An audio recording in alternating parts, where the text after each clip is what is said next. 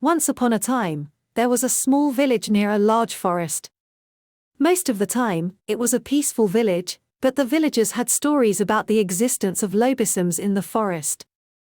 Lobisom's were described as dark creatures, half human and half wolf, and it was said that on every full moon night, these creatures would emerge from the jungle in search of human flesh.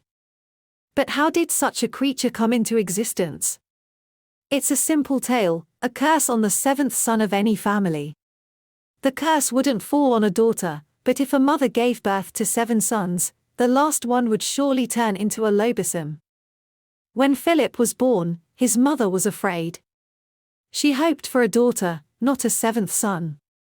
Yet Philip's mother was kind and loving, not one to shun her child because of what the villagers said. Years passed peacefully. Philip grew into a strong boy, much loved by his mother, father, and 6 brothers. But Philip couldn't help but notice the different treatment he received from his brothers. He couldn't go to school because the teacher wouldn't allow it.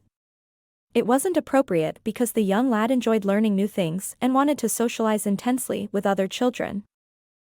Whenever Philip was sent by his mother to fetch bread, the villagers never crossed his path. They always looked at him with a mixture of fear and discontent, which made the young lad uneasy.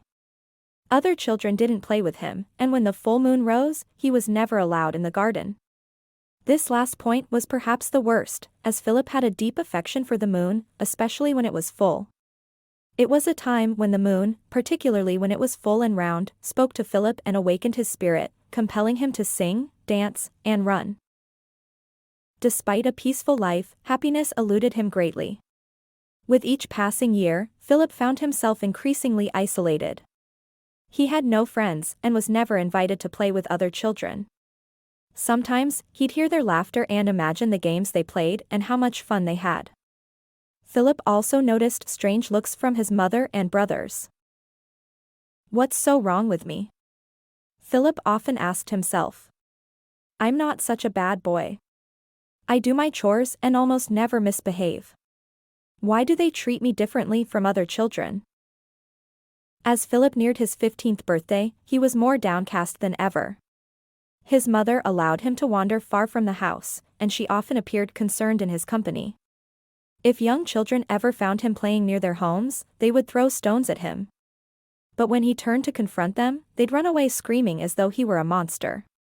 Sometimes Philip wished to find refuge in the vast jungle and never return. One day, his mother called him and revealed the reason for her distress. "You're my 7th son," she said, "and my child, the curse is upon you." Philip was deeply troubled. "What curse?" he asked. "On your 15th birthday, you'll turn into a lobisom, a creature that is half human and half wolf." Philip knew everything about lobisoms from his books and the stories his brothers shared at night when they thought he was asleep. But they never told Philip that he might become one. He didn't want to be a lobisom. He didn't want to become monstrous or cruel, and he couldn't fathom having thick, furry fur all over his body. On his 15th birthday, the young Philip was sadder than ever.